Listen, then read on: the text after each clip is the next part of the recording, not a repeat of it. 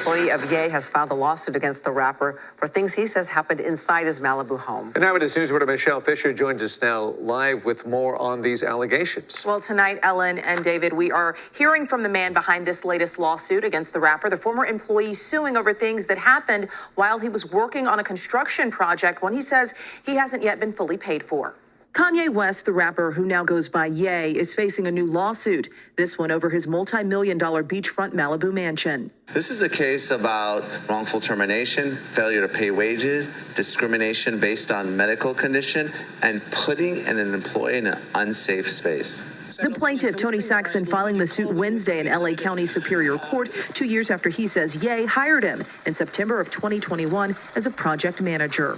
What Ye wanted to do was essentially turn his newly purchased $57 million architectural masterpiece home into an open concept art project. According to the complaint, Saxon wasn't fully compensated for overseeing the project. He claims Ye agreed to pay him $20,000 per week, but a month after he started working, Saxon says he only received one $20,000 payment and $100,000 for construction costs. The lawsuit also saying that during that period, Saxon stayed at the home as a full-time security guard and live-in property caretaker. But with no bed, Saxon says he was forced to sleep on the ground using a coat as a makeshift bedding.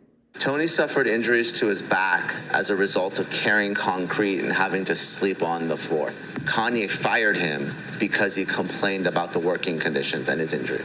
Saxon says he is now owed more than $1 million in unpaid wages and loss of earnings. His attorney saying it's part of a pattern for Ye. He puts his employees and his students in an unsafe work environment. When they complain, he retaliates against them. In April, 2 former teachers of Ye's Donda Academy in Simi Valley sued Ye for wrongful termination after they say they raised concerns about the private school's practices.